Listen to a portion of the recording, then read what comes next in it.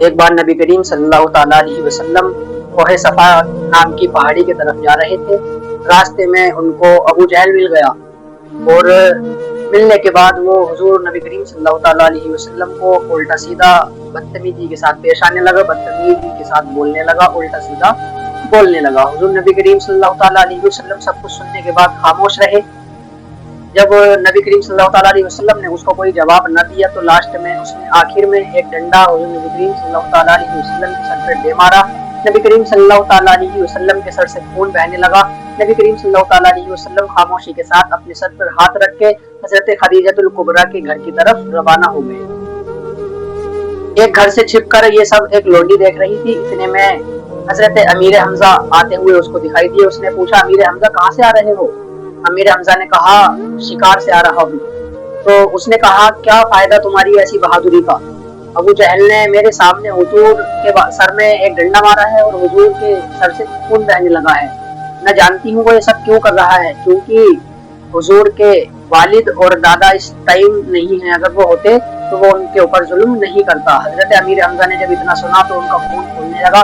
وہ غصے میں آ گئے اور ایک پیر سے انہوں نے ڈنڈا توڑا۔ ڈنڈا توڑنے کے بعد وہ ابو جہل کے گھر کی طرف روانہ ہوئے۔ جب وہاں پہنچتے ہیں تو جا کے دیکھتے ہیں کہ ابو جہل بہت سارے لوگوں کے بیچ میں بیٹھا ہوا تھا اور اپنی بہادری کے قصے سنا رہا تھا۔ لوگوں سے کہہ رہا تھا کہ آج میں نے محمد کا سر پھاڑ دیا۔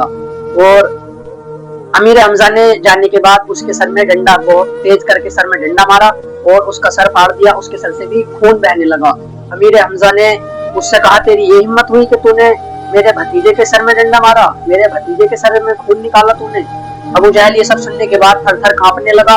لوگ اٹھنا لگے تو لوگوں سے ابو جہل نے کہا، چپ چاپ بیٹھے رہو، آپ جانتے نہیں ہو کتنا بہادر ہے، یہ شیر ہے، یہ کسی سے نہیں ڈرنے والا۔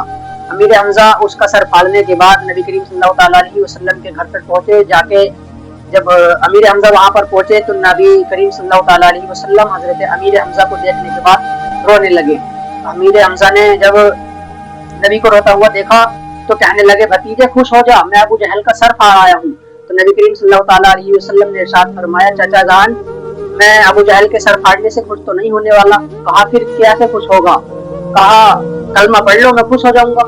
تو حضرت امیر حمزہ نے پوچھا، عرض کی، بھتیجے کلمہ پڑھ لوں گا تو خوش ہو جائے گا؟ کہا، ہاں چچا جان، آپ کلمہ پڑھ لو گے تو میں خوش ہو جاؤں گا۔ تو حضرت امیر حمزہ نے عرض کی، چلو ٹھیک ہے، پھر پڑھاؤ کلمہ پڑھا کر مجھ کو بھی مسلمان کر لو۔ نبی کریم صلی اللہ تعالیٰ علیہ وسلم نے حضرت امیر حمزہ کو کلمہ پڑھایا اور حضرت امیر حمزہ کلمہ پڑھ کر مسلمان ہو گئے۔